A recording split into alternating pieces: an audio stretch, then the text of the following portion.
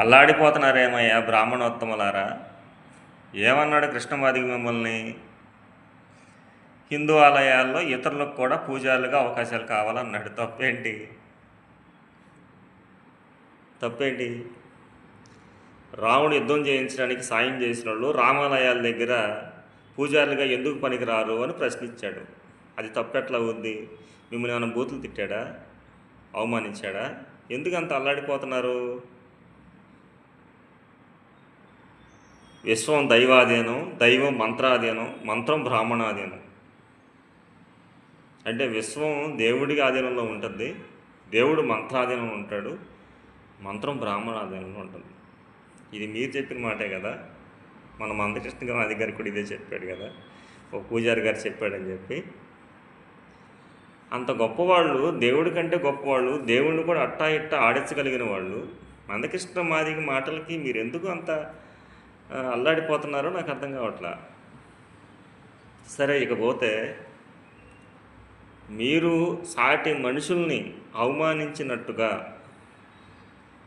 ప్రపంచం మొత్తంలో ఎవడో కూడా అవమానించడం. రుజువులు చెప్పనా?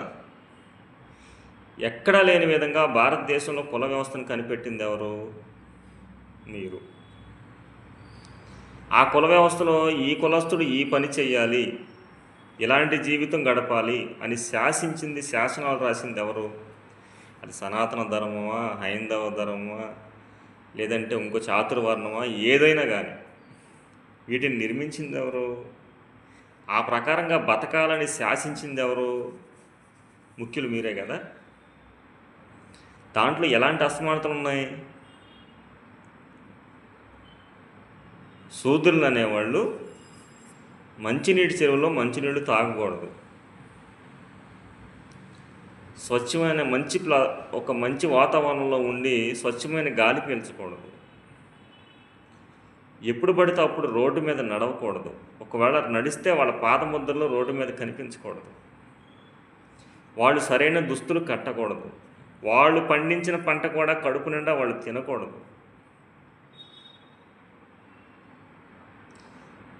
మీలాంటి గొప్ప వాళ్ళకి వాళ్ళు అక్కడ ఎక్కడా కూడా ఎదురు పడకూడదు. ఒకవేళ ఎదురు పడితే ఇట్లా బోర్లా పడుకొని మీకు దండం పెట్టాలి.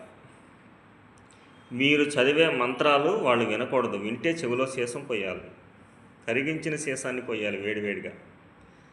ఒకవేళ మీ హైందవ దేవుళ్ళ పేర్లు కనుక వాళ్ళ నాలుకతో మాట్లాడితే, వాళ్ళ నోటితో మాట్లాడితే ఆ నాలుకను కత్తిరించాలి సచ్చినా బతికిన.